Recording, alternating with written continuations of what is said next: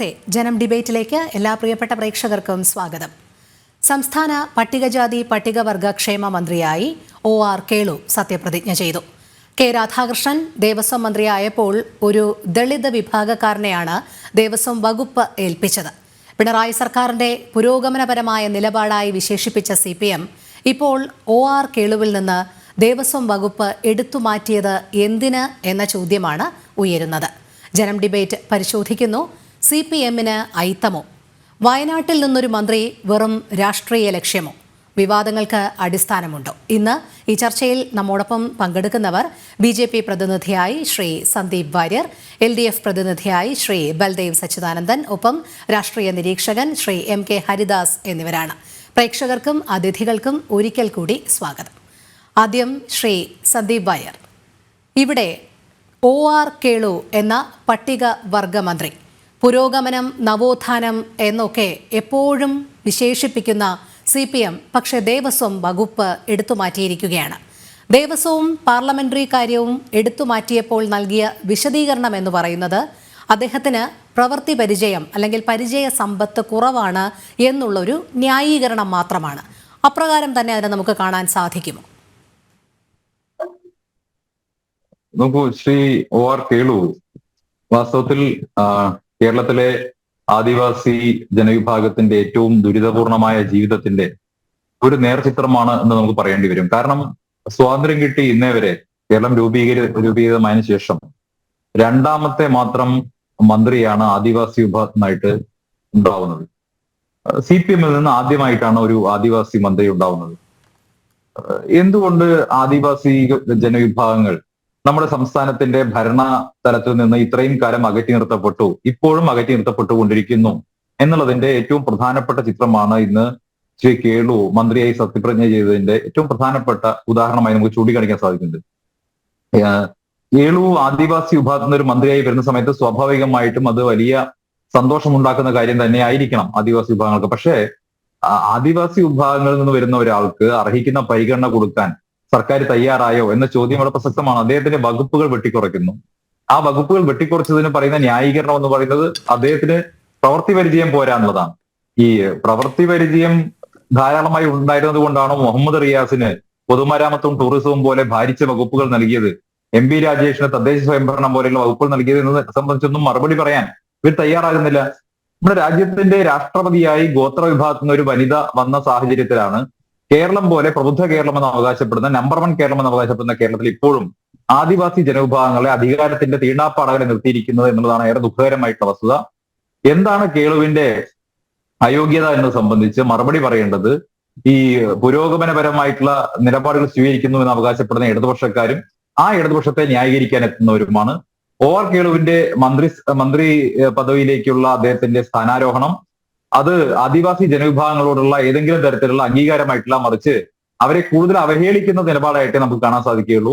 ആദിവാസി ജനവിഭാഗങ്ങളോട് എപ്പോഴും CPM നേതൃത്വം, കമ്മ്യൂണിസ്റ്റുകാർ സ്വീകരിച്ചിട്ടുള്ളത് വളരെ പ്രതിലോമകരമായിട്ടുള്ള നിലപാടാണ്. ഇന്നത്തെ അവസ്ഥയിലേക്ക് കേരളത്തിലെ ആദിവാസി ജനവിഭാഗങ്ങളെ തള്ളിയിട്ടതിൽ കേരളത്തിൽ CPMന്റെ കമ്മ്യൂണിസ്റ്റ് പാർട്ടിയുടെ പങ്ക് അത് വളരെ വലുതാണ്. കോളനിയുടെ പേര് മാറ്റി മറ്റേതെങ്കിലും പേരാക്കി മാറ്റിയതുകൊണ്ട്, ഊരിന്റെ പേര് മാറ്റിയത് കൊണ്ട് മാത്രം ആദിവാസി വിഭാഗങ്ങളുടെ ജീവിത നിലവാരം ഉയരാൻ പോകുന്നില്ല എന്നാണ് CPM പ്രാഥമികമായി മനസ്സിലാക്കേണ്ടത്.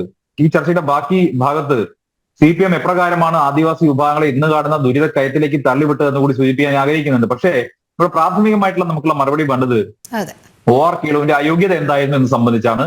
ആ അയോഗ്യത സംബന്ധിച്ചുള്ള മറുപടി പറയേണ്ടത് CPMന്റെ നേതൃത്വമാണ്. താരതമ്യേന പുതിയ MLA ആണ് എന്നുള്ളതാണ്, അല്ലെങ്കിൽ ആദ്യമായിട്ട് മന്ത്രിയാവുകയാണ് എന്നുള്ളതാണ് ന്യായീകരണമെങ്കിൽ മുഹമ്മദ് റിയാസിന് എന്തുകൊണ്ട് പൊതുമരാമത്തും ടൂറിസവും കൊടുത്തു എന്ന് സംബന്ധിച്ച ചോദ്യങ്ങൾക്കും അവർ മറുപടി നൽകേണ്ടി വരും. അതെ, ശ്രീ ബൽദേവ് സച്ചിദാനന്ദൻ, പിണറായി മന്ത്രിസഭയിൽ പുതുമുഖങ്ങൾ പുത്തരിയല്ല. ഇവിടെ OR കേളുവിനെ മാത്രം പുതുമുഖം എന്ന് പറഞ്ഞ് ദേവസ്വം മാറ്റി നിർത്തുമ്പോൾ എന്ത് ന്യായീകരണമാണ് CPMന് നൽകാൻ കഴിയുക?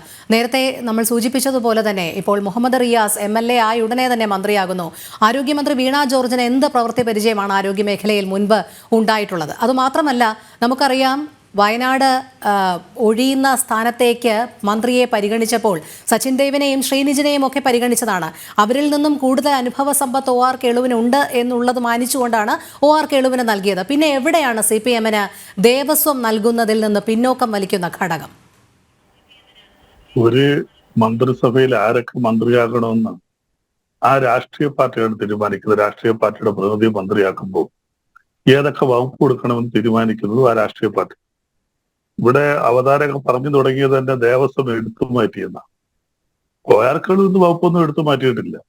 അദ്ദേഹം പുതിയതായിട്ട് മന്ത്രിയാവുകയാണ്. അദ്ദേഹം മന്ത്രിയായപ്പോൾ അദ്ദേഹത്തിന് പട്ടികജാതി പട്ടികവർഗ ക്ഷേമ വകുപ്പാണ് അദ്ദേഹത്തിന് കൊടുത്തത്. മന്ത്രിസ്ഥാനം ഒന്നും എടുത്തു മാറ്റിയിട്ടില്ല. വേറൊരു മന്ത്രി മാറിയപ്പോൾ സാങ്കേതികമായ ഒരു സംശയമുള്ളതുകൊണ്ട് ചോദിക്കുകയാണ്.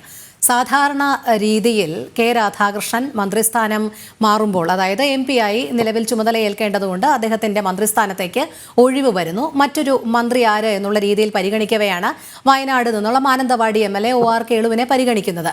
അദ്ദേഹം സ്വാഭാവികമായും വഹിക്കേണ്ടത് കെ രാധാകൃഷ്ണൻ വഹിച്ചിരുന്ന പദവികൾ തന്നെയല്ലേ, വകുപ്പുകൾ തന്നെയല്ലേ? അതിൽ ഈ പട്ടികജാതി പട്ടികക്ഷേമ വകുപ്പ് മാത്രം നൽകിക്കൊണ്ട് മറ്റ് 2 വകുപ്പുകൾ, അതായത് ദേവസ്വം VN വാസവനും പാർലമെന്ററി കാര്യം MP രാജേഷിനും നൽകിക്കൊണ്ടുള്ള ഒരു തീരുമാനം, അതുമാത്രമാണ് ചോദിച്ചത്.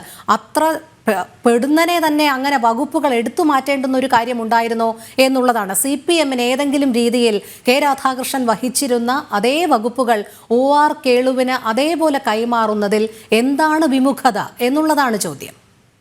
കേരള മന്ത്രിസഭയിലെ ഏറ്റവും സീനിയറായിട്ടുള്ള മന്ത്രി രാമചന്ദ്രൻ കടന്നപ്പള്ളി. അദ്ദേഹത്തിന് മന്ത്രിസ്ഥാനം കൊടുത്തപ്പോൾ അതിന് മുമ്പിരുന്ന വകുപ്പ് മന്ത്രിയുടെ അതേ വകുപ്പുകൾ കൊടുത്തില്ല. അദ്ദേഹത്തിന് തുറമുഖ വകുപ്പ് എടുത്തു മാറ്റി. അതിപ്പോ CPM ആണ് കൈകാര്യം ചെയ്യുന്നത്. അന്നത്തെ ഈ ചോദ്യം ചോദിക്കാഞ്ഞത്?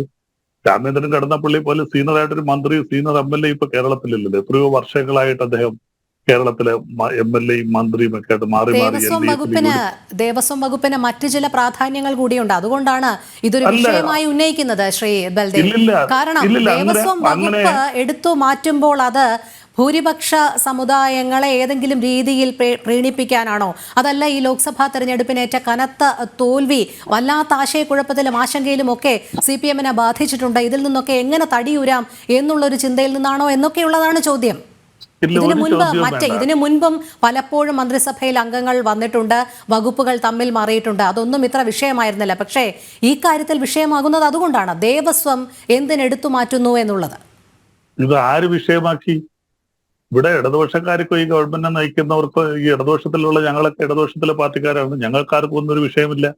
ഇത് BJP-യുടെ സംസ്ഥാന പ്രസിഡന്റും കുറെ കോൺഗ്രസ്സുകാരും വിഷയമാക്കി. അല്ല, ഇവിടുത്തെ ജനങ്ങൾക്ക് വിഷയമൊന്നുമില്ല. അപ്പൊ ഇതൊന്നും വിഷയമൊന്നുമല്ല. അതിന് ഉദാഹരണമാണ് ഞാൻ പറഞ്ഞത്. ഇടതുപക്ഷത്തിന് മാത്രമല്ല വിഷയം. നമുക്കറിയാം, ഗോത്രവർഗ നേതാവ് ഗീതാനന്ദൻ പോലും അത് പരസ്യമായി പറഞ്ഞിരിക്കുകയാണ്. താങ്കൾ അത് തീർച്ചയായും ശ്രദ്ധിച്ചിരിക്കും അല്ലേ? ഗോത്രവർഗ നേതാവ് ഞങ്ങൾ ഇടതുപക്ഷത്തിന്റെ ആരുമല്ലല്ലോ. അത് ആർക്കും അല്ല. പക്ഷേ അദ്ദേഹം പ്രതിനിധാനം ചെയ്യുന്ന ഒരു വിഭാഗമുണ്ട്. അതിനെ തള്ളിക്കളയാൻ സാധിക്കുമോ? ഇല്ലില്ല. അതിപ്പോ ഗോത്രവർഗ നേതാവ് വന്ന് അദ്ദേഹത്തിന് ഇന്ത്യയുടെ പ്രധാനമന്ത്രിയാക്കണം എന്ന് പറഞ്ഞാൽ BJP പിടിച്ച് പ്രധാനമന്ത്രിയാക്കും. അങ്ങനെ ചെയ്തൊന്നുമില്ല. അപ്പൊ അത് പാർട്ടിയാണ് തീരുമാനിക്കുന്നത്. ഒരു പാർട്ടി, ഒരു സമുദായ സംഘടനയുടെ നേതാവ് ഒന്നുകൊണ്ട് ഞങ്ങളുടെ നേതാവിനെ ഇന്ന മന്ത്രിയാക്കണം, അല്ലെ ഞങ്ങളുടെ സമുദായക്കാരനെ മന്ത്രിയാക്കണം എന്ന് പറഞ്ഞാൽ ഒരുപക്ഷെ കോൺഗ്രസ് കേൾക്കുമായിരിക്കും, മറ്റു പാർട്ടികൾ. കമ്മ്യൂണിസ്റ്റ് പാർട്ടിക്കൊന്നും അങ്ങനെയുള്ള ശീലമൊന്നുമില്ല. ഇവിടെ സമുദായ സംഘടനകളല്ല അങ്ങനെ നേതൃത്വം നൽകുന്നത്. ഗോത്രവർഗ നേതാവ് നാളെ മറ്റൊരു ആദിവാസി നേതാവ് വന്ന് ഞങ്ങളുടെ MLA ഇവിടുത്തെ മുഖ്യമന്ത്രിയാക്കണം, അല്ലെങ്കിൽ ആഭ്യന്തര വകുപ്പ് കൊടുക്കണം, അല്ലെ ദേവസ്വം കൊടുക്കണം. പിന്നെ വകുപ്പുകൾക്ക്, എല്ലാ വകുപ്പുകൾക്കും അതിൻ്റെതായിട്ടുള്ള പ്രാധാന്യമുണ്ട്. ഏത് വകുപ്പാ ചെറുത്? അങ്ങനെ ചെറുതും വലുതും ഒന്നും പ്രത്യേകിച്ച് വകുപ്പുകളൊന്നുമില്ല. വകുപ്പുകൾ കൈകാര്യം ചെയ്യുമ്പോൾ ചെയ്യുന്ന വ്യക്തിയുടെ കഴിവനുസരിച്ച് ചിലപ്പോൾ ആ വകുപ്പുകൾക്ക് പ്രാധാന്യം ഉണ്ടാവും. ആരോഗ്യ വകുപ്പ് നമുക്കറിയാം, അല്ലെങ്കിൽ വിദ്യാഭ്യാസ വകുപ്പ് അറിയാം. അതൊക്കെ വലിയ വിദ്യാഭ്യാസ വിചക്ഷണന്മാർ കൈകാര്യം ചെയ്യുമ്പോൾ അത് വലിയ വകുപ്പായിട്ട് തോന്നും.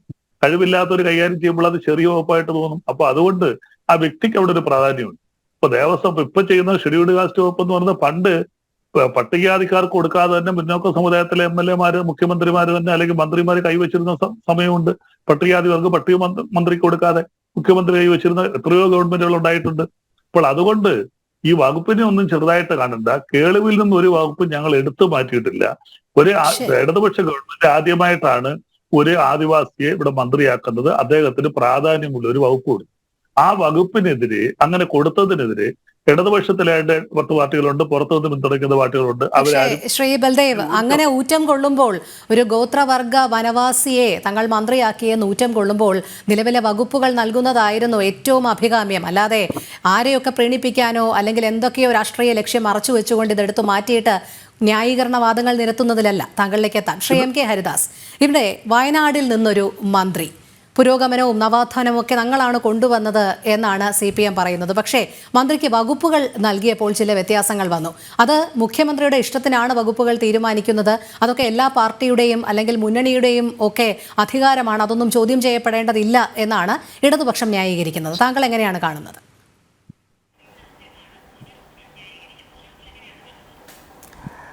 രോഹിണിക്ക് ഓർമ്മ ഉണ്ടാവില്ല, ശ്രീ ബലദേവിന് ഓർമ്മ ഉണ്ടാവും. സന്ദീപിൻ്റെ പ്രായം എനിക്കറിയില്ല.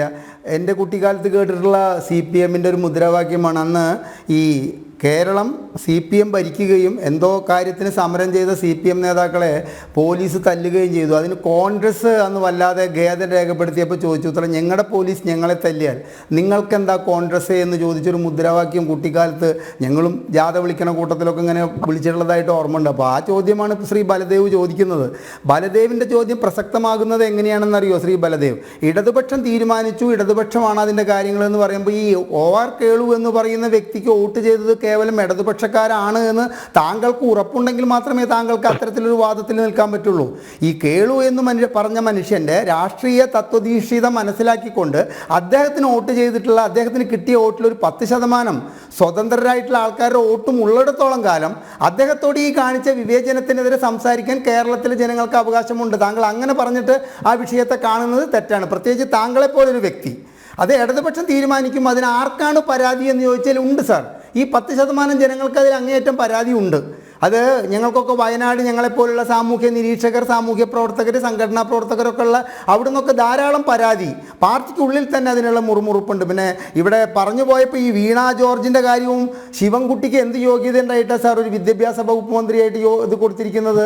അദ്ദേഹം മുൻപ് മന്ത്രിയായിട്ടുള്ള ആളാണ്. ഒരു പഞ്ചായത്ത് പ്രസിഡന്റ് പോലും ആകാത്ത ബിന്ദുവിനെ ഉന്നത വിദ്യാഭ്യാസ വകുപ്പ് മന്ത്രിയാക്കാമെങ്കിൽ ഇദ്ദേഹത്തിന് അത്തരം വകുപ്പുകൾ ഏൽപ്പിച്ചു കൊടുക്കുന്നത് കൊണ്ട് നിങ്ങൾ ഇവിടുന്ന് പോയേ രാധാകൃഷ്ണൻ പറയുന്നത് എന്താ? പരിചയസമ്പന്നതയാണ് മന്ത്രിസ്ഥാനത്തിന് ആസ്ഥാനം. അദ്ദേഹം TV പറയുന്നത് കേട്ട വ്യക്തിയാണ് ഞാൻ. പരിചയസമ്പന്നതയല്ല.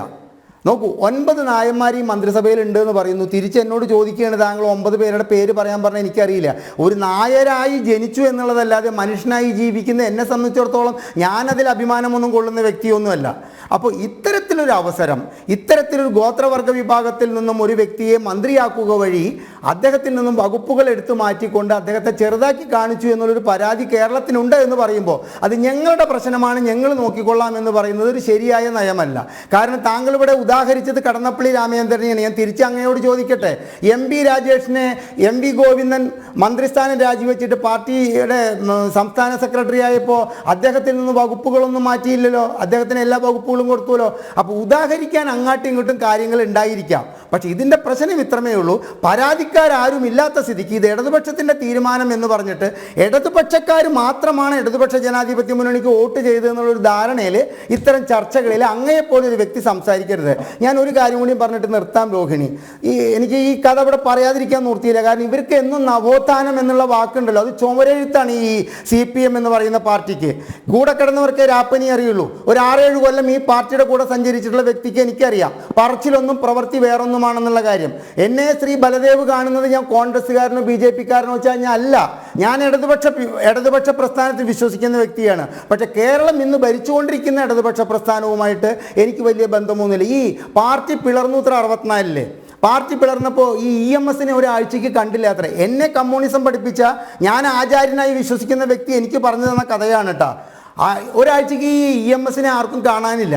ഒരാഴ്ച കഴിഞ്ഞപ്പോഴാണ് ഇദ്ദേഹം പൊന്തി വന്നത്. അപ്പോൾ എന്തിനായിരുന്നു ഈ അണ്ടർഗ്രൗണ്ടിൽ പോയത് എന്നുള്ളത് അറിയുമോ? പാർട്ടിയുടെ നേതാക്കൾ ഏതു ഭാഗത്താണ്, അണികൾ ഏതു ഭാഗത്താണെന്ന് അദ്ദേഹം നോക്കുകയായിരുന്നു അത്രേ.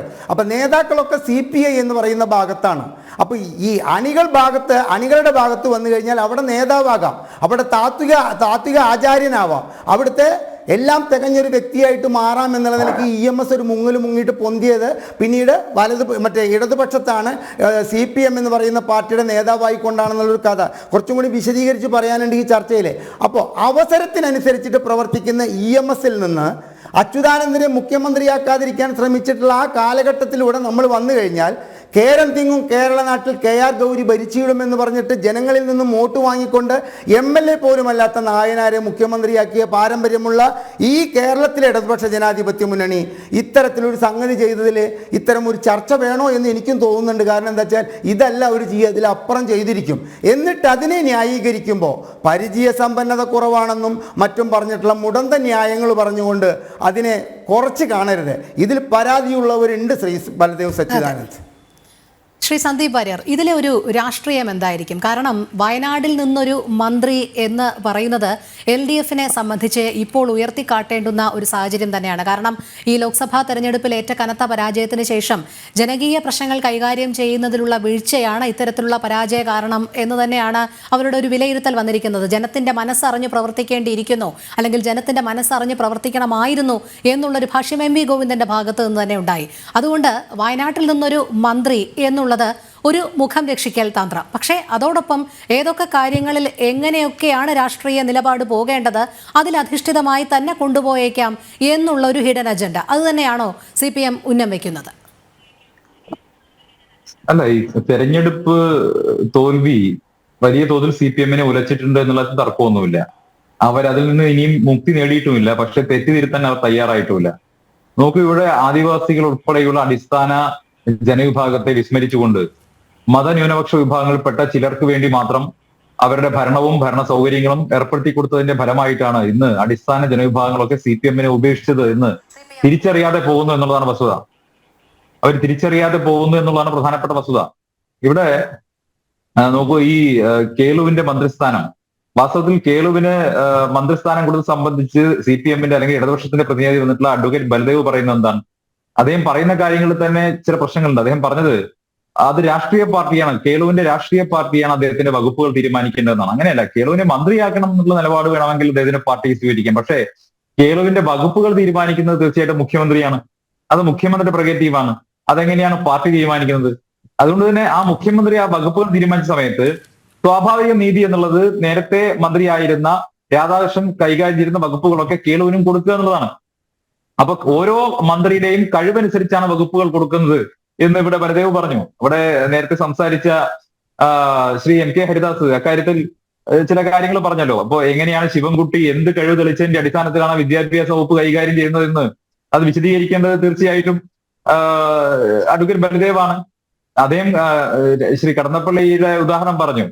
ആ വകുപ്പ് വാസ്തവത്തിൽ കടന്നപ്പള്ളിയുടെ പാർട്ടി വളരെ ശോഷിച്ച പാർട്ടി ആയതുകൊണ്ട് LDF വളരെ ചുരുങ്ങിയ ഒരു വകുപ്പ് മാത്രം കൊടുത്താണ്. അതായത് കടന്നപ്പള്ളി വളരെ സീനിയർ ആയിട്ടുള്ള ഒരു രാഷ്ട്രീയക്കാരനാണ്, ഒരു സീനിയർ പൊളിറ്റിക്കൽ ലീഡർ ആണെന്നുള്ളത് തർക്കമൊന്നുമില്ല, ഒരു വെറ്ററൻ ലീഡർ ആണെന്നുള്ളത് തർക്കമൊന്നുമില്ല. പക്ഷെ അദ്ദേഹത്തിന്റെ പാർട്ടി അദ്ദേഹം മാത്രമുള്ള ഒരു പാർട്ടിയാണ്. അപ്പൊ അദ്ദേഹം മാത്രമുള്ള പാർട്ടിക്ക് ഒരു വകുപ്പ് കൊടുക്കാൻ തീരുമാനിച്ചപ്പോ അത് ഏറ്റവും ചെറിയ വകുപ്പ് കൊടുത്ത് ഒതുക്കുക എന്നുള്ളതാണ് അവിടെ ചെയ്തത്. അതല്ലാതെ അതും അദ്ദേഹത്തിന്റെ സീനിയോറിറ്റിയുമായി ബന്ധമൊന്നുമില്ല. അദ്ദേഹത്തിന്റെ പാർട്ടി സൃഷ്ടിച്ചതായതുകൊണ്ടാണ് LDF അത്തരത്തിൽ തീരുമാനമെടുത്തിട്ടുള്ളത്.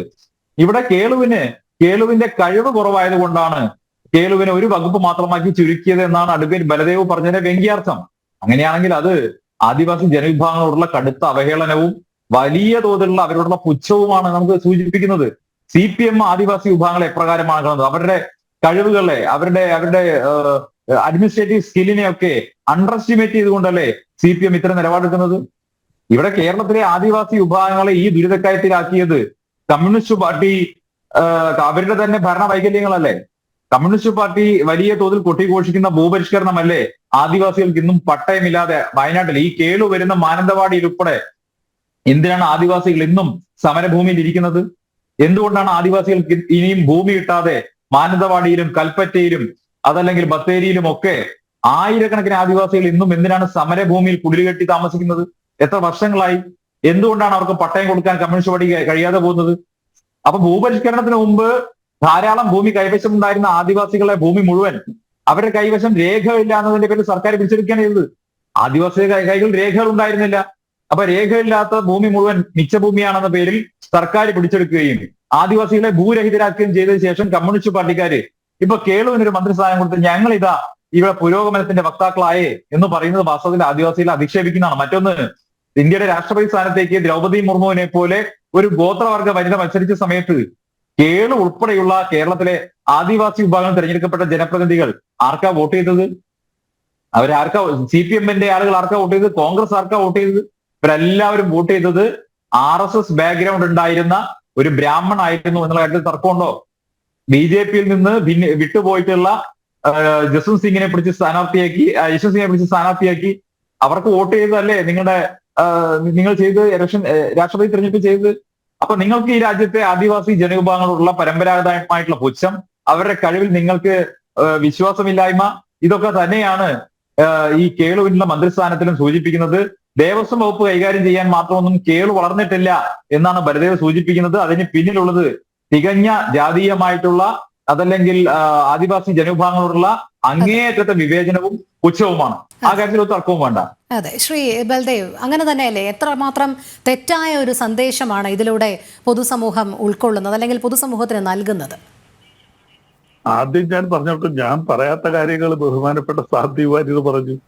ഞാൻ ഒരിക്കലും പറഞ്ഞിട്ടില്ല കേളുവിന് കഴിവില്ലാത്തതുകൊണ്ടാണ് ആ മന്ത്രിസ്ഥാനം കൂടി. ഞാൻ അങ്ങനെ പറഞ്ഞു. ഞാൻ പറഞ്ഞത് അത് CPM എന്ന് പറയുന്ന പാർട്ടിയുടെ അല്ലെങ്കിൽ മുഖ്യമന്ത്രിയുടെ അവരുടെ തീരുമാനമാണ്. കഴിവിന്റെ അടിസ്ഥാനത്തിലാണ് കൊടുക്കുന്നതെന്നാണല്ലോ. എന്ന് ഞാനൊരു വാക്ക് അങ്ങ് പറഞ്ഞത് കഴിവിന്റെ അടിസ്ഥാനത്തിലാണ് വകുപ്പുകൾ കൊടുക്കുന്നതെന്നാണ് പറഞ്ഞില്ല. എന്റെ ചർച്ച എടുത്തു നോക്കുക, ആ ഒരു വാക്ക് ഞാൻ ഉപയോഗിച്ചിട്ടില്ല. സാധ്യ വാര്യർ ഉപയോഗിച്ചു. ഞാൻ അങ്ങനെ കഴിവിന്റെ അടിസ്ഥാനത്തിലാണ് വകുപ്പുകൾ കൊടുക്കുന്നത്. എന്റെ ചർച്ചയിലില്ല, വേണമെങ്കിൽ മൊത്തം നമുക്ക് റിവൈൻഡ് ചെയ്ത് നോക്കാം. ഞാൻ അങ്ങനെ ഒരു വാക്ക് ഉപയോഗിച്ചിട്ടില്ല.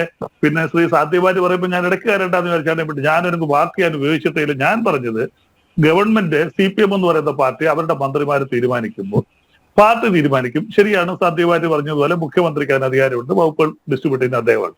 ഒരിക്കലും ഞാൻ കഴിവിന്റെ കാര്യം പറഞ്ഞിട്ടേ ഇല്ല. കാര്യം അദ്ദേഹം നേരത്തെ MLA ആയിട്ടിരുന്ന ആളാണ്. അദ്ദേഹം പഞ്ചായത്ത് പ്രസിഡന്റും ബ്ലോക്ക് പഞ്ചായത്ത് പ്രസിഡന്റും ഒക്കെ ആയിട്ട് ഒത്തിരി സ്ഥാനങ്ങളൊക്കെ ഇരുന്നിട്ടുള്ളതാണ്. അദ്ദേഹത്തിന് കഴിവില്ലെന്നൊന്നും ഞങ്ങളാരും പറയത്തില്ല. CPM നേതൃത്വവും അത് പറഞ്ഞിട്ടില്ല. പാർട്ടി സെക്രട്ടറി ആരെങ്കിലും പറഞ്ഞിട്ടുണ്ടോ, അല്ലെങ്കിൽ മുഖ്യമന്ത്രി പറഞ്ഞിട്ടുണ്ടോ അദ്ദേഹത്തിന് കഴിവില്ലാത്തതുകൊണ്ട് വകുപ്പെടുത്തുമാറ്റി? അതല്ലേ ഞാൻ ആദ്യമേ പറഞ്ഞത്. ഒരു മന്ത്രി, ഞാൻ ഉദാഹരണത്തിന് രാമേന്ദ്രൻ കടന്നപ്പള്ളി, അദ്ദേഹത്തിന്റെ പാർട്ടി ചെറുതാണെങ്കിൽ അതിനേക്കാൾ ചെറിയ പാർട്ടിയുടെ നേതാവിൽ നിന്നാണ് ആ വകുപ്പെടുത്തത്. മറ്റേ പാർട്ടി പേപ്പറിലുള്ള ഒരു പാർട്ടിയാണ്. ആ പാർട്ടിക്ക് രാമേന്ദ്രൻ കടന്നപ്പള്ളിയുടെ പാർട്ടിക്ക് 14 ജില്ലയിലും ചെറിയ ചെറിയ കമ്മിറ്റികളെങ്കിലും ഉണ്ട്. മറ്റേ പാർട്ടിക്ക് അതുപോലും ഇല്ല. അദ്ദേഹത്തിൽ നിന്നാണ് വകുപ്പെടുത്ത് രാമേന്ദ്രൻ കടന്നപ്പള്ളി എന്ന ഏറ്റവും സീനിയർ നേതാവ് കൊടുത്തത്. ഈ മന്ത്രിസഭയിലെ അല്ലെ കേരളത്തിലെ ഇപ്പോൾ ജീവിച്ചിരിക്കുന്ന സീനിയർ നേതാക്കന്മാരിൽ ഒരാളാണ്. അദ്ദേഹത്തെ തങ്ങൾ സീനിയർ നേതാവുണ്ടെന്ന് എനിക്ക് തോന്നുന്നില്ല. അപ്പൊ അങ്ങനെ നിൽക്കുന്ന ഒരാളാണ്. ആന്റണിയെക്കാളൊക്കെ ഒരുപക്ഷെ അദ്ദേഹം സീനിയർ ആയിരിക്കും. അപ്പൊ ഞാൻ പറഞ്ഞത്, അപ്പൊ അങ്ങനെ വകുപ്പെടുത്ത് കൊടുക്കും, അതവിടെ നിൽക്കട്ടെ. പിന്നെ ഇവിടെ നമ്മൾ പറയാത്ത കാര്യങ്ങൾ, ഈ കേരളത്തിലെ അടിമകൾക്കായാലും അല്ലെങ്കിൽ കുടിയാനന്മാർക്കായാലും മിച്ചഭൂമി സമരം ചെയ്യുകയും മുതലാളിമാരുടെയും ജന്മിമാരുടെയും കയ്യിലിരുന്ന ഭൂമി പിടിച്ചെടുത്ത് സാധാരണക്കാരനും പാട്ടം കിടക്കുന്നവനും കുടികിടപ്പുകാരനും ഒക്കെ കൊടുത്തത് 57 മുതലുള്ള EMS മന്ത്രി, ആ ലാൻഡ് റിഫോംസ് ആക്ട് ആയാലും ജന്മി കുടിയാൻ നിയമം കൊണ്ടുവന്നതല്ല കമ്മ്യൂണിസ്റ്റ് മന്ത്രിസഭകളാണ്. അത് കൊണ്ടുവന്ന് നടപ്പിലാക്കുകയും എന്നും പാട്ടം കിടന്നയായിരുന്നു. 3 സെന്റിലും 4 സെന്റിലും കുടിയാന്മാരായിരുന്നു. ആ ജന്മി കുടിയാൻ വ്യവസ്ഥ എടുത്തു കളഞ്ഞ് കുടികിടപ്പുകാരന് അവന്റെ ഭൂമി കൊടുത്തതൊക്കെ ഇടതുപക്ഷ ഗവൺമെന്റ് അല്ലെ കമ്മ്യൂണിസ്റ്റ് ഗവൺമെന്റിന്റെ മുന്നോട്ടുള്ള കാര്യങ്ങൾ തന്നെയാണ്. അപ്പൊ അതിനെക്കുറിച്ച് നമ്മൾ തർക്കത്തിന്റെ ആവശ്യമില്ല. പിന്നെ ഇവിടെ പറഞ്ഞ കാര്യങ്ങള് ഈ തെരഞ്ഞെടുപ്പുമായി ചില ബന്ധപ്പെട്ട കാര്യങ്ങൾ പറഞ്ഞു. ഞാൻ ഒരു കാര്യം ഞാൻ ചോദിച്ചോട്ടെ, കേന്ദ്രത്തിൽ നമുക്കിപ്പോ 71 മന്ത്രിമാരുണ്ട്. ഞാൻ ഇന്ത്യൻ പ്രധാനമന്ത്രി BJP എന്ന കാര്യം തെറ്റ് പറയുന്നത് ഞാൻ ആഗ്രഹിക്കുന്നില്ല. കാര്യം അദ്ദേഹം പ്രധാനമന്ത്രിയായിട്ട് വരുമ്പോൾ അദ്ദേഹം ഗുജറാത്ത് മുഖ്യമന്ത്രിയായിരുന്നു, അമിത്ഷാ ഗുജറാത്തിലെ ആഭ്യന്തരമന്ത്രിയായിരുന്നു, ഇപ്പോഴിരിക്കുന്ന രാജ്നാഥ് സിംഗ് നേരത്തെ വാജ്പേയി മന്ത്രിസഭയിലാണ്. അങ്ങനെ കഴിവുള്ളവരൊക്കെ അദ്ദേഹത്തിന്റെ ക്യാബിനറ്റ് റാങ്കിലേക്ക് വന്നു. പക്ഷെ ഒരു ചോദ്യം എനിക്ക്, ഇന്ത്യയിൽ 20 കോടി ഉള്ള മുസ്ലിങ്ങളുണ്ട്. അപ്പോൾ 71 മന്ത്രിമാരെടുത്തപ്പോൾ ഇതിനകത്ത് പ്രൊപ്പോർഷനേറ്റ് ആയിട്ട് പറഞ്ഞാൽ ഏകദേശം 10 മന്ത്രിമാർ കിട്ടും. ഒരു മന്ത്രിമാര് പോലും ഇല്ല. തിരിച്ചു പറയാം, ഒരു MP പോലും ഇല്ല, മുസ്ലിം MP ഇല്ലെന്ന്. കഴിഞ്ഞ മന്ത്രിസഭയിൽ ആ മന്ത്രിസഭയിൽ ഒരു മുസ്ലിം മന്ത്രി ഉണ്ടായിരുന്നു, മുക്താർ അബ്ബാസ് നബി. അദ്ദേഹം ഒരു ലോക്സഭാ മെമ്പർ ആയിരുന്നില്ല. അദ്ദേഹത്തിന് 2016-22 രാജ്യസഭയിലേക്ക് എടുത്ത് അദ്ദേഹത്തിന് കേന്ദ്രത്തിലെ ന്യൂനപക്ഷ മന്ത്രിയാക്കുകയായിരുന്നു. ഒന്നത്. ഇപ്പോഴും തീർച്ചയായിട്ടും നിങ്ങൾ കേരളത്തിൽ തന്നെ മുസ്ലിം നേതാവുണ്ടല്ലോ, ഒരു മുൻ MLA ഉൾപ്പെടെ അബ്ദുള്ള കുട്ടി ഉൾപ്പെടെയുള്ളവര് BJPയുടെ ദേശീയ നേതാവാണ് അദ്ദേഹം. അപ്പൊ എന്തുകൊണ്ട് രാജ്യസഭയിലേക്ക് അങ്ങനെ എടുത്തില്ല? വി മുരളീധരൻ കേന്ദ്രമന്ത്രിയായത് രാജ്യസഭ MP ആയിട്ടാണ്. O രാജഗോപാൽ കേന്ദ്രമന്ത്രിയായത് രാജ്യസഭ MP ആയിട്ടാണ്. അപ്പോൾ തീർച്ചയായിട്ടും അത് ചെയ്യാൻ പറ്റും. ഇപ്പോൾ ജോർജ് കുര്യനെ എടുത്തല്ലേ? ശരിയാണ്, കേരളത്തിൽ ക്രൈസ്തവ ജനവിഭാഗത്തിന്റെ കുറെ അധികം വോട്ട് BJPക്ക് ലഭിച്ചിട്ടുണ്ട്. അപ്പൊ ജോർജ് കുര്യന്റെ മന്ത്രി, അദ്ദേഹം നമ്മളൊരു മലയാളത്തിലൊക്കെ നമുക്കൊരു ചൊല്ലുണ്ട്, പ്രസവെടുക്കാൻ വന്ന സ്ത്രീ ഇരട്ട പ്രസവിച്ചത്. അദ്ദേഹം ഡൽഹിയിൽ ചെന്നത് ഇത് കാണാനായിട്ടാണ്. സത്യപ്രതിജ്ഞ കാണാൻ ചെന്ന അദ്ദേഹത്തിന് മന്ത്രിയൊക്കെ നല്ല കാര്യമാണ്. പക്ഷേ ഈ ഇത്ര 20 കോടിയോളം വരുന്ന മുസ്ലിങ്ങളുണ്ടല്ലോ, ഒരു മന്ത്രിസ്ഥാനം കൊടുക്കാമായിരുന്നല്ലോ. ഇതുപോലെ ആരെങ്കിലും രാജ്യസഭയിലേക്ക് എടുത്തുകൊണ്ട് മന്ത്രിസ്ഥാനം കൊടുക്കാമായിരുന്നു. അപ്പോൾ അത് മറ്റൊരു പാർട്ടി ചോദ്യം ചെയ്യേണ്ട കാര്യമല്ല. അത് BJP എന്ന പാർട്ടിയും അതിന്റെ നേതൃത്വവുമാണ് ആരെയൊക്കെ 71 മന്ത്രിമാരെ എടുത്തപ്പോൾ അതിനകത്ത് എത്ര ക്രിസ്ത്യൻ മന്ത്രിയുണ്ട്, എത്ര മുസ്ലിം മന്ത്രിയുണ്ട്, എത്ര ഈഴവ മന്ത്രിയുണ്ട്, അല്ലെ പിന്നോക്ക മന്ത്രിയുണ്ട്. ഇതൊന്നും മറ്റ് പാർട്ടിക്കാരുടെ തർക്ക വിഷയമല്ല. അവരാരും അതിനെക്കുറിച്ച് ചോദിച്ചതുമില്ല. എന്തുകൊണ്ട് നിങ്ങളൊരു മുസ്ലിമിനെ മന്ത്രിയാക്കുന്നില്ല എന്ന് ഇവിടുത്തെ ഇടതുപക്ഷക്കാരൊന്നും അതിനെക്കുറിച്ച് യാതൊന്നും ചോദിച്ചതുമില്ല. പിന്നെ കഴിഞ്ഞ പരാജയത്തെക്കുറിച്ച് വരും. ശരിയാണ്, ഇടതുപക്ഷത്തിന് കഴിഞ്ഞ തെരഞ്ഞെടുപ്പിൽ സംസ്ഥാന തലത്തിലായാലും മറ്റു പലയിടത്തായാലും പരാജയം സംഭവിച്ചിട്ടുണ്ട്. നിങ്ങൾക്കും അതുപോലെ വലിയ പരാജയം നിങ്ങളുടെ ഈറ്റില്ലത്തിലൊക്കെ സംഭവിച്ചില്ലേ? ഉത്തർപ്രദേശിൽ നിങ്ങൾ അതിദയനീയമായിട്ട് പരാജയപ്പെട്ടില്ലേ? മഹാരാഷ്ട്രയിൽ നിങ്ങൾ പരാജയപ്പെട്ടില്ലേ? എന്തിന് ഈ അയോധ്യ ക്ഷേത്രം നിൽക്കുന്ന ഫൈസാബാദിൽ നിങ്ങൾ അതിദയനീയമായിട്ട് പരാജയപ്പെട്ടില്ലേ? അപ്പോൾ പരാജയമൊക്കെ എല്ലാ രാഷ്ട്രീയ പാർട്ടികൾക്കും ഉണ്ടാവും. അതിനകത്തും തർക്കമില്ല. 2 MP നിന്ന് വളർന്നു വന്ന BJP ഒറ്റയ്ക്ക് ഭരിക്കുന്ന ഇന്ത്യയിലേക്ക് വന്നു. ഇപ്പോൾ അവരുടെ ഭൂരിപക്ഷം നഷ്ടപ്പെട്ടു. ശ്രീ ബൽദേവ്, അപ്പോഴും ഉയർന്ന ചോദ്യം, താങ്കൾ ഇപ്പോൾ കേന്ദ്രമന്ത്രിസഭയുടെ കാര്യം സൂചിപ്പിച്ചപ്പോൾ പോലെ തന്നെയാണ് കേരളത്തിലെ നിയമസഭയിൽ വയനാട്ടിൽ നിന്നുള്ള ഗോത്രവർഗ വിഭാഗത്തിൽ നിന്നുള്ള ഒരു മന്ത്രി അത് വലിയ അഭിമാനപൂർവ്വം പറയുമ്പോൾ നമ്മൾ പറഞ്ഞതുപോലെ ആ വകുപ്പുകൾ കൂടി ഏൽപ്പിക്കുന്നതല്ലായിരുന്നു അഭികാമ്യം എന്നുള്ളതാണ്. ഒരു മന്ത്രി, ഞങ്ങളിതാ മന്ത്രിയെ കൊണ്ടുവന്ന് വെച്ചില്ലേ, വയനാട്ടിൽ നിന്ന് ഗോത്രവർഗ വിഭാഗത്തിൽ നിന്ന് ഒരു മന്ത്രിയെ കൊണ്ടുവന്ന് വെച്ചില്ലേ എന്ന് മാത്രമാണ് ഊറ്റം കൊള്ളുന്നത്. പക്ഷേ വകുപ്പുകൾ എന്താണ് എന്ന് ചോദിച്ചാൽ നേരത്തെ ഉണ്ടായിരുന്ന വകുപ്പ് ഭരിച്ചിരുന്ന മന്ത്രിയിൽ നിന്ന് ഈ വകുപ്പുകളൊക്കെ മാറ്റിയാണ് പുതിയ മന്ത്രിക്ക് നൽകിയിരിക്കുന്നത്. അവിടെയാണ് ചോദ്യം. വീണ്ടും വീണ്ടും അതുമാത്രമാണ് ന്യായീകരിക്കേണ്ടത് ആയി വരുന്നത് CPM-ന്. ഞാനൊന്ന് പറഞ്ഞോട്ടെ രോഹിണി, കേരളത്തിലെ ആദ്യത്തെ കോൺഗ്രസ് മന്ത്രിസഭ എന്ന് പറയുന്നത് R. ശങ്കറായിരുന്നു. 1962-67 R. ശങ്കറാണ് ആദ്യത്തെ കോൺഗ്രസ് മുഖ്യമന്ത്രി. പട്ടം താണുപിള്ള രാജിവെച്ച് കഴിഞ്ഞപ്പോൾ അദ്ദേഹം കോൺഗ്രസിന്റെ മുഖ്യമന്ത്രി. അന്നത്തെ മന്ത്രി K. കുഞ്ഞമ്പുവായി. അദ്ദേഹത്തിന് കൊടുത്ത് അന്ന് 11 മന്ത്രിമാരേ ഉള്ളൂ, 123 MLA-മാരേ ഉള്ളൂ. 11 മന്ത്രിമാര്. അതിനകത്ത് ഹരിജൻ വെൽഫെയർ എന്നൊരു വകുപ്പാണ് അദ്ദേഹത്തിന് കൊടുത്തത്. അഡീഷണൽ ആയിട്ട് കാഴ്ച ബംഗ്ലാവ് കൊടുത്തു, കുഞ്ഞാമ്പുവിന് കൊടുത്തത്. ഇത് അന്നത്തെ ആദ്യത്തെ കോൺഗ്രസ് മന്ത്രിസഭയിലായിരുന്നു. കുഞ്ഞാമ്പു കഴിവുള്ള ഒരു വ്യക്തിയായിരുന്നു. അപ്പൊ എന്തുകൊണ്ടാണ് അദ്ദേഹത്തിന് മറ്റു നിരവധി വകുപ്പുകൾ കൊടുക്കാഞ്ഞത്? ഹരിജൻ വെൽഫെയർ എന്നൊരു മാത്രം കൊടുത്തത്. 2011-16 വയനാട്ടിൽ നിന്ന് ജയിച്ചു വന്ന ജയലക്ഷ്മിക്ക് SC/ST വകുപ്പ് കാഴ്ച ബംഗ്ലാവ് ജയലക്ഷ്മിക്കാണ് കൊടുത്തത്, കുഞ്ഞമ്പുരൻ കൊടുത്തത്. ആന്റണി മന്ത്രിസഭയിൽ ആദ്യം കൊടുത്തത് SC/ST വകുപ്പ് മാത്രമാണ് കൊടുത്തത്. കാഴ്ച ബംഗ്ലാവ് അല്ല, അവിടെയൊക്കെ ആ തീരുമാനം എടുക്കുന്നതിന് പിന്നിൽ മുന്നണി കൂടി ചേർന്ന് മന്ത്രിമാർക്ക് ഏതൊക്കെ വകുപ്പുകൾ വേണം എന്നുള്ളതിന്റെ അടിസ്ഥാനത്തിലല്ലേ ശ്രീ ബൽദേവ്? അതല്ലല്ലോ ഇവിടെ കെ രാധാകൃഷ്ണന്റെ ഒഴിവിലേക്ക് OR കേളുവിനെ പരിഗണിക്കുമ്പോൾ നല്ലത്. പക്ഷേ എന്തുകൊണ്ട് കെ രാധാകൃഷ്ണന്റെ വകുപ്പുകൾ അങ്ങനെ കൈമാറുന്നില്ല, അപ്പാടെ കൊടുക്കുന്നില്ല? അവിടുന്ന് ദേവസ്വം എടുത്തു മാറ്റുന്നു. ആ ദേവസ്വം എന്നുള്ളതാണ് വിഷയം. കാരണം നമുക്കറിയാം, കുറച്ച് നാളുകൾക്ക് മുൻപ് കെ രാധാകൃഷ്ണൻ ഒരു പരാമർശം നടത്തിയിരുന്നു. താൻ ജാതി വിവേചനം നേരിട്ടിട്ടുള്ള ആളാണ് എന്നുള്ളത് പയ്യന്നൂരിൽ വെച്ച് അദ്ദേഹം ഒരു പരാമർശം നടത്തിയിരുന്നു. വാസ്തവത്തിൽ CPM ഈ പുരോഗമനവും നവോത്ഥാനത്തിലുമൊക്കെ ഊറ്റം കൊള്ളുന്നവരാണെങ്കിൽ ഇപ്പോൾ OR കേളുവിന് ആ കെ രാധാകൃഷ്ണന്റെ അതേ വകുപ്പുകൾ നൽകുന്നതിലൂടെ കെ രാധാകൃഷ്ണന്റെ അഭിമാനം കൂടി ഉയർത്തുന്ന രീതിയിലേക്കല്ലേ പോകുന്നത്? ഇവിടെ OR കേളുവിന് വകുപ്പുകൾ കൈമാറുമ്പോൾ ദേവസ്വം എടുത്തു മാറ്റിക്കൊണ്ട് പട്ടികജാതി ക്ഷേമ വകുപ്പ് മന്ത്രിയായി മാത്രം നിലനിർത്തുമ്പോൾ ശരിക്കും പറഞ്ഞാൽ 2 മന്ത്രിമാരെയും 2 വ്യക്തികളെയും ഒരുപോലെ അവഹേളിക്കുന്നതിന് തുല്യമല്ലേ? അല്ല, അത് തെറ്റായ ഒരു കാഴ്ചപ്പാടാണ്. കാരണം ഈ മന്ത്രിസഭയുടെ തലപ്പത്തിരിക്കുന്നവരാ ഈഴവനാണ്, പിന്നോക്ക സമുദായക്കാരനാണ്. ഒരു ചെത്തുകാരന്റെ മകൻ ആണ് ഇപ്പോൾ ശരിക്കും പറഞ്ഞാൽ കേരളത്തിലെ മുഖ്യമന്ത്രിയായിട്ട്. അപ്പോൾ അത് സാമുദായിക പ്രശ്നമുണ്ടെങ്കിൽ CPM എന്ന് പറയുന്ന പാർട്ടി ശരി, അതുമ്പേ ബഹുമാനപ്പെട്ട MK ഹരിദാസ് പറഞ്ഞല്ലോ ഗൗരിയമ്മയെ മുഖ്യമന്ത്രിയാക്കില്ല, ശരിയാണ്. പക്ഷെ ഇപ്പോഴിരിക്കുന്ന മുഖ്യമന്ത്രി നേരത്തെ VS അച്യുതാനന്ദൻ, അദ്ദേഹം ഒരു തയ്യൽ തൊഴിലാളി മറ്റുമായിരുന്നു. ഇപ്പോഴിരിക്കുന്ന ഒരു ചെത്തുകാരന്റെ മകനായിരുന്നു, പിന്നോക്ക സമുദായമായിരുന്നു. അപ്പോൾ അവിടെ ഞങ്ങൾ ആ വർണ്ണ വിവേചനമൊന്നും കണ്ടില്ലല്ലോ. ഒരു ഉന്നത കുലജാതനെ കൊണ്ടുവന്ന് കേരളത്തിലെ മുഖ്യമന്ത്രിയാക്കാൻ നിന്നില്ലല്ലോ. അദ്ദേഹം വളരെ പാവപ്പെട്ട കുടുംബത്തിൽ നിന്ന് ജനിച്ചു വന്ന ഒരു ചെത്തുകാരന്റെ മകനായിട്ട് വന്ന് കേരളത്തിലെ മുഖ്യമന്ത്രിയായിട്ടിരിക്കുന്നു. അപ്പൊ പിന്നെ ഇവിടുത്തെ ഒരു പ്രശ്നം എന്താ? ദേവസ്വം വകുപ്പ്. ദേവസ്വം എന്ന് പറയുമ്പോൾ അത് മുന്നോക്ക സമുദായത്തിൻ്റെതാണ് എന്നൊരു വയ്പുണ്ട്. അങ്ങനെ ഒരു കാഴ്ചപ്പാട്. കാര്യം ദേവസ്വം ബോർഡ് പ്രസിഡന്റ് പലപ്പോഴും ആകുന്നത് എങ്ങനെയാണ്? പല ദേവസ്വം ഇപ്പൊ അതിനൊക്കെ മാറ്റം വന്നിട്ടുണ്ട്. ദേവസ്വം ബോർഡ് മെമ്പർമാരാകുന്നത്, ഇതൊക്കെ പിന്നെ ക്ഷേത്രങ്ങൾ കൂടുതലും ഭരിക്കുന്നത് മുന്നോക്ക സമുദായക്കാരാണ്. ഇങ്ങനെ ഒരു കാഴ്ചപ്പാടുണ്ട്. അപ്പൊ അങ്ങനെ ഒരു കാഴ്ചപ്പാട് നിൽക്കുമ്പോൾ ഒരു പട്ടികജാതിക്കാരൻ അവിടെ ഇരുന്നപ്പോൾ ശരിയാണ്, രാധാകൃഷ്ണൻ പറഞ്ഞ ശരിയാണ്, അദ്ദേഹത്തിന് ഒരു പക്ഷേ അങ്ങനെയുള്ള അവഗണന ഉണ്ടായിട്ടുണ്ടാകാം. അതുകൊണ്ടായിരിക്കും അദ്ദേഹം അത് പറഞ്ഞത്. അപ്പൊ ആ ഒരു കാഴ്ചപ്പാട് ഉണ്ടായിരുന്നെങ്കിൽ, മുന്നോക്ക സമുദായക്കാരെ പ്രീതിപ്പെടുത്തണമെന്നുണ്ടെങ്കിൽ തീർച്ചയായിട്ടും രാധാകൃഷ്ണന് ദേവസ്വം വകുപ്പ് ഈ ഗവൺമെന്റ് കൊടുക്കണ്ടായിരുന്നു.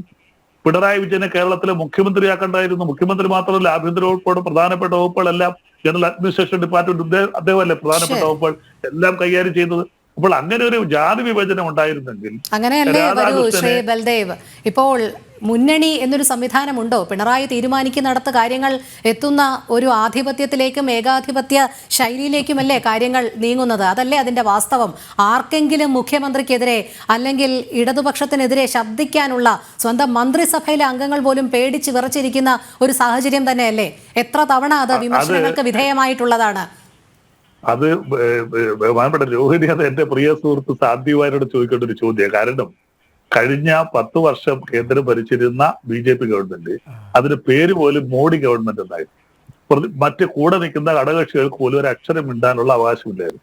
ഇപ്പോഴാണ് മുന്നണിയുടെ പിൻബലം വേണ്ടി വന്നപ്പോൾ മോഡി ഗവൺമെന്റ് എന്നുള്ള പേര് മാറ്റി NDA ഗവൺമെന്റ്. പിന്നെ അദ്ദേഹം സംസാരിക്കുമ്പോൾ പറയായിരുന്നല്ലോ, ഇത് എന്റെ മോഡീസ് ഗ്യാരണ്ടി, അങ്ങനെയാണോ പറയേണ്ടത് പ്രധാനമന്ത്രി പറയേണ്ടത്? ഇത് BJPയുടെ ഗ്യാരണ്ടി എന്ന് പറയാം, അല്ലെങ്കിൽ ഗവൺമെന്റിന്റെ ഗ്യാരണ്ടി എന്ന് പറയാം. അദ്ദേഹം ഈ തെരഞ്ഞെടുപ്പിന് തൊട്ടു മുമ്പ് വരെ സംസാരിക്കുന്നത് മോഡി ഗ്യാരണ്ടി തന്നെ. അങ്ങനെയൊന്നും പിണറായി വിജയൻ പറഞ്ഞിട്ടില്ല. എന്റെ ഗ്യാരണ്ടി എന്ന് പറഞ്ഞിട്ടില്ല, എന്റെ ഗവൺമെന്റ് എന്ന് പറഞ്ഞിട്ടില്ല. പക്ഷേ ഈ ലോക്സഭാ ഇലക്ഷന് ശേഷം അദ്ദേഹം ഒരിക്കൽ പോലും ഇത് മോദി ഗ്യാരണ്ടി എന്നോ മോഡി ഗവൺമെന്റ് എന്നോ അദ്ദേഹം ഒരിടത്തും പ്രസംഗിച്ചിട്ടില്ല. അപ്പൊ ആ ചോദ്യം എന്നോടല്ല ചോദിക്കേണ്ടത്. ഞങ്ങൾ ഒരിക്കലും ഇത് പിണറായി വിജയൻ ഗവൺമെന്റ് എന്ന് അങ്ങനെ പറഞ്ഞിട്ടില്ല. മുഖ്യമന്ത്രിയുടെ പേരെടുത്ത് പറയും, പക്ഷെ പിണറായി വിജയൻ എങ്ങും പറഞ്ഞിട്ടില്ല ഇത് എന്റെ ഗവൺമെന്റാണ്. പിന്നെ ഘടകകക്ഷികളുടെ വകുപ്പിലൊന്നും അദ്ദേഹം ഇടപെടില്ല, അത് അവർ തന്നെയാണ് തീരുമാനിക്കുന്നത്. വകുപ്പുകൾക്ക് എന്തൊക്കെ കാര്യങ്ങൾ നടക്കണം, എന്തൊക്കെ ചെയ്യണം. പിന്നെ കളക്റ്റീവ് റെസ്പോൺസിബിലിറ്റി അങ്ങനെ വരുമ്പോൾ ഈ മന്ത്രിമാരെല്ലാം കൂടെ കൂടിയാലോചിച്ചാണ് എല്ലാ കാര്യങ്ങളും ഇടപെടുന്നത്. അതിനകത്ത് തീർച്ചയായിട്ടും അതിന്റെ നാഥൻ എന്നുള്ള നിലയിൽ തീർച്ചയായിട്ടും മുഖ്യമന്ത്രിക്ക് അതിൻ്റെതായിട്ടുള്ള വിവേചനാധികാരം ഉണ്ടാവും. ആളാർ ഈക്വൽ എന്നാണ് പറയുന്നത്, എല്ലാവർക്കും തുല്യ അധികാരം എന്നാണ് പറയുന്നത്. പക്ഷേ ആ തുല്യ അധികാരത്തിൽ അല്പം മുന്നിൽ നിൽക്കുന്ന ആളാണ് മുഖ്യമന്ത്രിയെ കുറിച്ച് പറയുന്നത്. അധികാരം തുല്യമാണ്. ഒരിക്കൽ പോലും ഞങ്ങളാരും ഇത് പിണറായിയുടെ ഗവൺമെന്റ് എന്നല്ല പറഞ്ഞിട്ടുള്ളത്. ഇത് ഇടതുപക്ഷത്തിന്റെ ഗവൺമെന്റാണ്. CPM അതിന് നേതൃത്വം നൽകുന്നു. പിണറായി വിജയൻ ഒരിക്കലും എന്റെ ഗ്യാരണ്ടി എന്നോ ഞാൻ ഗ്യാരണ്ടി എന്നോ എന്റെ ഗവൺമെന്റ് എന്നോ ഒന്നും അങ്ങനെ ഒരു വാചകമേ പറഞ്ഞിട്ടില്ല. അതുകൊണ്ട് ഇതിനെ ഒരു വർണ്ണ വിവേചനമായിട്ട് ഇതിനെ ആരും ചിത്രീകരിക്കേണ്ട, അങ്ങനെ ചിത്രീകരിക്കേണ്ട ഒരു കാര്യമില്ല. കേരളത്തിൽ നിരവധി പ്രാവശ്യം ഇതുപോലെ മന്ത്രിമാർ മാറി വന്നപ്പോൾ വകുപ്പുകൾ എടുത്തു മാറ്റുകയും മറ്റു വകുപ്പുകൾ കൊടുക്കുകയും ഒരിക്കലല്ല നിരവധി പ്രാവശ്യം അങ്ങനെ സംഭവിച്ചിട്ടുണ്ട്. ഇതൊരു പുതിയ കാര്യമൊന്നും അല്ല. ശരി. ശ്രീ MK ഹരിദാസ്, ഇടതുപക്ഷത്തിന്റെ സ്വാഭാവികമായ ഒരു പ്രക്രിയയാണ് ഈ മന്ത്രിസ്ഥാനവും വകുപ്പുകളും എന്ന് തന്നെയാണോ വിവക്ഷിക്കേണ്ടത്?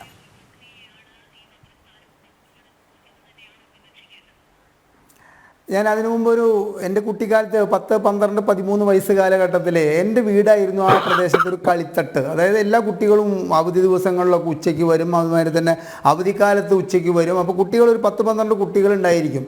ഈ കുട്ടികൾക്ക് അവിടെ കളിക്കാൻ വരാം, ഒക്കെ ചെയ്യാം. പക്ഷേ അവിടെ ഞാൻ പറയുന്നത് മാത്രമേ നടന്നിരുന്നുള്ളൂ. കാരണം എന്താ വെച്ച് കഴിഞ്ഞാൽ അത് എൻ്റെ വീടാണ്, എൻ്റെ വീടിൻ്റെ മുറ്റമാണ്. അവിടെ എന്ത് ചെയ്യണം, എങ്ങനെ കളിക്കണം, ആ കളിയെ നിയന്ത്രിക്കുന്നതിൻ്റെ മുഴുവൻ അവകാശവും എന്നിൽ നിക്ഷിപ്തമായിരുന്നു. ഇത് ഞാൻ വെറുതെ പറയില്ല. ഇതിപ്പോൾ എൻ്റെ നാട്ടിൽ എൻ്റെ സമകാലികരായിട്ടുള്ള ആൾക്കാർ ഇത് കാണുകയാണെങ്കിൽ വിചാരിക്കും ശരിയാണെന്നുള്ളത്.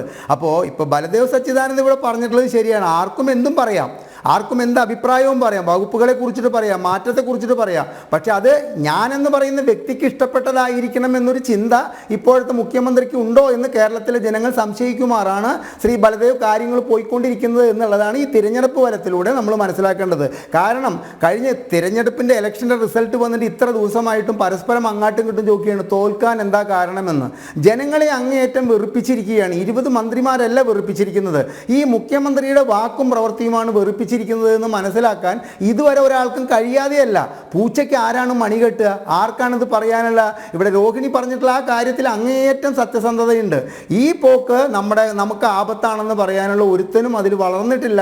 ബാക്കിയൊക്കെ മാധ്യമ സൃഷ്ടികളാണ്. ചില പത്രത്തിൻ്റെ ഒക്കെ ഹെഡ്ലൈനിൽ കാണാം, സംസ്ഥാന സെക്രട്ടേറിയറ്റിൻ്റെ ഇതിൽ വിമർശിച്ചു, അത് ചെയ്തു, ഇത് ചെയ്തു. അതൊക്കെ മാധ്യമ സൃഷ്ടികളാണെന്നുള്ളതും അതൊന്നും നടന്നിട്ടില്ല എന്നും നമുക്കറിയാം. നമ്മൾ തിരുത്തപ്പെടണം എന്നുള്ള കാര്യത്തിൽ യാതൊരു സംശയവുമില്ല. പക്ഷെ അത് എവിടെ നിന്ന് തുടങ്ങണം എന്നുള്ളത് അറിയുന്നില്ല. പിന്നെ അങ്ങ് വളരെ വാചാലനായിക്കൊണ്ട് ഇവിടെ രാമചന്ദ്രൻ കടന്നപ്പള്ളിയെ, സർ കേരളത്തിലെ ഞാൻ അങ്ങയോട് ചോദിക്കുകയാണ് സർ, കേരളത്തിലെ ഒരു പഞ്ചായത്തിൻ്റെ ഒരു വാർഡിലെ ജനങ്ങൾക്ക് ഈ രാമചന്ദ്രൻ കടന്നപ്പള്ളിയും ഈ ഗണേഷ് മോനും അതുമാതിരി തന്നെ ഈ AK ശശീന്ദ്രനൊക്കെ മന്ത്രിയാകണമെന്ന ആഗ്രഹമുള്ള ജനങ്ങൾ ഈ കേരളത്തിലുണ്ടോ സർ? ഒരു പഞ്ചായത്തിൻ്റെ ഒരു വാർഡിലത്തെ ജനങ്ങളെങ്കിലും ആഗ്രഹിക്കുന്നുണ്ടോ? അവരെയൊക്കെ പിടിച്ചു നിർത്തേണ്ടത്, കൂടെ പിടിച്ചു നിർത്തേണ്ടത് ഈ മുന്നണി സംവിധാനത്തിലൊരു സിസ്റ്റം എന്ന നിലയ്ക്ക് അവരെ മന്ത്രിയാക്കാനും 2.5 കൊല്ലം ഒരു മന്ത്രി, ഈ 2.5 കൊല്ലം ഈ കടന്നപ്പള്ളി രാമചന്ദ്രൻ മന്ത്രിയായിട്ടില്ലെങ്കിൽ കേരളം തിരിച്ച് അറബിക്കടലിലേക്ക് പോവുക ശ്രീ ബലദേവാനന്ദ സാർ? ഒന്നും സംഭവിക്കില്ല. പക്ഷേ മുന്നണി രാഷ്ട്രീയത്തിലെ വീതം വെപ്പിന് വേണ്ടിയിട്ട് അങ്ങ് മനസ്സിലാക്കണം സാർ, 112 കോർപ്പറേഷനുകളാണ് നമ്മുടെ ഈ കൊച്ചു സംസ്ഥാനത്തുള്ളത്. ഇതിൽ ഈറ്റവെട്ട് കോർപ്പറേഷനും ഉണ്ട്, ബാംബു കോർപ്പറേഷനും ഉണ്ട്. ഞാനിപ്പോൾ ഇത് വിഷയം വിട്ട് സംസാരിക്കുകയല്ല. എന്തിനാണ് സാർ നഷ്ടത്തിലോടുന്ന ഈ 2 കോർപ്പറേഷനും ഈ സംസ്ഥാന സർക്കാർ കൊണ്ടു നടക്കുന്നത്? രണ്ടും അറിഞ്ഞ നഷ്ടത്തിലാണ്. രണ്ടിനും മാസാമാസം കൃത്യമായിട്ട് ശമ്പളം കൊടുക്കാൻ വേണ്ടി, ജീവനക്കാർക്ക് ശമ്പളം കൊടുക്കാൻ വേണ്ടി സംസ്ഥാന ഖജനാവിൽ നിന്ന് കൊടുക്കുകയാണ്. എന്തിനാണ് സാർ? രണ്ടിനും ഓരോ ചെയർമാൻ സ്ഥാനമുണ്ട്. വരണം, മറ്റ് രാഷ്ട്രീയ പാർട്ടികളിൽ നിന്നും വരുന്നവരെ സ്വാഗതം ചെയ്യണം. അതിനാണ് ഈ 112 കോർപ്പറേഷനുകളും ബോർഡുകളും സംരക്ഷിച്ച് നിർത്തിയിരിക്കുന്നത്. അത്തരത്തിലുള്ളൊരു സംവിധാനത്തിലൂടെ കടന്നപ്പള്ളി രാമചന്ദ്രനെ മന്ത്രിയാക്കിക്കൊണ്ടുള്ള വീരഗാഥ പറയല്ലേ സാർ? അത് ജനങ്ങൾക്ക് ആവശ്യമില്ലെങ്കിൽ കേളു മന്ത്രിയാകേണ്ടത് കേരളത്തിലെ വലിയൊരു വിഭാഗം ഗോത്രവർഗ മേഖലയിലെയും ആദിവാസികളുടെയും ആവശ്യമാണ് സാർ. അവർക്ക് കിട്ടുന്ന ഒരു വലിയ ലോട്ടറിയാണത്. അതുകൊണ്ട് കേളുവിന് അർഹമായ സ്ഥാനം കൊടുത്തുകൊണ്ട് മുൻ മന്ത്രിയുടെ അതേ വകുപ്പുകൾ കൊടുത്തിരുന്നുവെങ്കിൽ ഈ ഇടതുപക്ഷ ജനാധിപത്യ മുന്നണി ഇല്ലാതാവുന്നില്ല, കൂടുതൽ ശോഭിക്കുമായിരുന്നേ ഉള്ളൂ. അതങ്ങ് മനസ്സിലാക്കണം. പിന്നെ താങ്കൾ അടുത്തത് പറഞ്ഞു, എന്ത് തീരുമാനങ്ങളൊക്കെ എടുക്കുന്നത് മന്ത്രിസഭയാണ്. സാർ, അതിലേക്കൊന്നും കടക്കാനുള്ളൊരു ചർച്ചയല്ല സാർ ഇത്. എന്നിരുന്നാലും താങ്കൾ ഒരു കാര്യം മനസ്സിലാക്കുക, ഞാനിതിൽ സന്ദീപ് വാര്യരുടെ കാഴ്ചപ്പാടോ രോഹിണിയുടെ കാഴ്ചപ്പാടോ ജാതീയതയൊന്നും തിരിച്ചിട്ടൊന്നും കാണുന്നില്ല. പക്ഷേ ഇടതുപക്ഷ ജനാധിപത്യ മുന്നണിയുടെ കഴിഞ്ഞ 3 വർഷത്തെ ഭരണം എടുത്തു കഴിഞ്ഞാൽ ഒരു ബാഹ്യ ശക്തി ഈ ഇടതുപക്ഷ ജനാധിപത്യ മുന്നണി സർക്കാരിനെ നിയന്ത്രിക്കുന്നുണ്ട് സാർ. അത് പോലീസിനാവട്ടെ, ഇവിടുത്തെ എക്സൈസ് ഡിപ്പാർട്ട്മെന്റിന്റെ ഈ ബാറിന്റെ ലൈസൻസ് കൊടുക്കലുമായി ബന്ധപ്പെട്ടുള്ള കാര്യങ്ങളാകട്ടെ, ഒരു ബാഹ്യ ശക്തിയാണ് ഇതിനെയൊക്കെ നിയന്ത്രിക്കുന്നത്. ആ ബാഹ്യശക്തിയുടെ പ്രേരണ ഈ OR കേളുവിനെ ദേവസ്വവും അതുമാതിരി തന്നെ പാർലമെന്ററി കാര്യവും കൊടുക്കാത്തത് എന്താണെന്ന് ചോദിച്ചാൽ അതിലേക്ക് കടക്കാൻ ഞാൻ തൽക്കാലം ആഗ്രഹിക്കുന്നില്ല. കാരണം അത് അരമന രഹസ്യം അങ്ങാടിപ്പാട്ടാക്കാൻ എനിക്കിഷ്ടമല്ല. അപ്പോൾ ഒരു ബാഹ്യശക്തിയുടെ നിയന്ത്രണത്തിൽ ഇത്രയൊക്കെ ചെയ്യാൻ പറ്റുള്ളൂ എന്ന് പറയുമ്പോൾ അത് നിങ്ങൾ ചെയ്തിരിക്കുന്നത് എന്താണെന്നറിയോ സാർ? ആദിവാസികളുടെ ചെകിടത്ത് ഒരു കാര്യം കൂടി പറഞ്ഞോട്ടെ രോഹിണി പ്ലീസ്. ഈ 20/2/24 മറ്റേ നമ്മുടെ ശ്രീ അനിൽ നമ്പ്യാർ ഒരു ചർച്ച നടത്തി. എന്തായിരുന്നു എന്നറിയോ? ആദിവാസി മേഖല അട്ടപ്പാടിയോടുള്ള അവഹേളനം ഈ സർക്കാരിൻ്റെ. ആ അട്ടപ്പാടിയോടുള്ള അവഹേളനത്തിൽ എന്താ വെച്ചാൽ അന്ന് തലേ ദിവസം അവിടെ ഒരു യുവാവിന് മരിക്കേണ്ടി വന്നു. 400 മീറ്റർ റോഡ് ഈ മുളയിൽ കെട്ടിക്കൊണ്ട് ഈ യുവാവിനെ ആസ്പത്രിയിലേക്ക് കൊണ്ടുപോകുമ്പോൾ അതായിരുന്നു വിഷയം സാർ. ഈ കോളനിയെ നഗറാക്കിക്കൊണ്ടോ സങ്കേതത്തെ ഉന്നതിയാക്കിക്കൊണ്ടോ ഊരിനെ പ്രകൃതിയാക്കിക്കൊണ്ടോ ഇറങ്ങിപ്പോയ മന്ത്രിക്ക് അങ്ങേയറ്റം ജയ് വിളിക്കുകയും സമൂഹ മാധ്യമത്തിലെ വലിയൊരു കൃത്യം ചെയ്തതായിട്ട് രേഖപ്പെടുത്തുകയും ചെയ്യുമ്പോൾ മൂക്കത്ത് വിരൽ വെക്കുന്ന ഒരു സമൂഹമുണ്ട് സാർ ഇവിടുത്തെ ഈ ആദിവാസി മേഖലയിലെ. കാരണം രാധാകൃഷ്ണൻ്റെ ഈ വീരകൃത്യം കൊടുത്തതിൻ്റെ താഴെ വീണ്ടുമുണ്ട് സ്ട്രെച്ചറിൽ റോഡ് സൗകര്യമില്ലാത്തത് കൊണ്ട് ആദിവാസി യുവാവിനെ ആസ്പത്രിയിൽ കൊണ്ടുപോകുന്നൊരു ഫോട്ടോ. അപ്പോൾ ഇദ്ദേഹം ഇറങ്ങിപ്പോകുമ്പോൾ ആദിവാസി ഊരുകളിൽ സുഗമമായിട്ട് ആശുപത്രിയിൽ എത്തിക്കാൻ ഒരു ആംബുലൻസ് സംവിധാനം ഒരുക്കിയിട്ടാണ് ഈ മഹാൻ ഇറങ്ങിപ്പോയിട്ട് അത് വാർത്തയാക്കുകയാണെങ്കിൽ കേരളത്തിലെ ആദിവാസികളല്ലാത്ത ഞങ്ങളെപ്പോലുള്ളവരല്ലോ കൈയടിക്കും സാർ.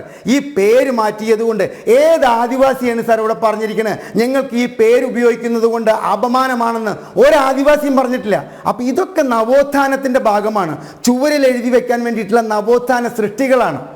ഓക്കെ. പക്ഷേ ശ്രീ ഹരിദാസ്, ഇപ്പോൾ OR കേളു ചുമതലയേറ്റതിന് ശേഷം ഏറ്റവും ആദ്യം പറഞ്ഞ പ്രസ്താവനയും അതുതന്നെയായിരുന്നു, ഈ പേരുമാറ്റലിനോട് യോജിക്കുന്നില്ല, തികച്ചും ലോജിക് അല്ലാത്ത കാര്യം എന്നാണ് അദ്ദേഹം ഇപ്പോൾ ഏറ്റവും ഒടുവിലായി മാധ്യമങ്ങളോടത് പറഞ്ഞിരിക്കുന്നത്.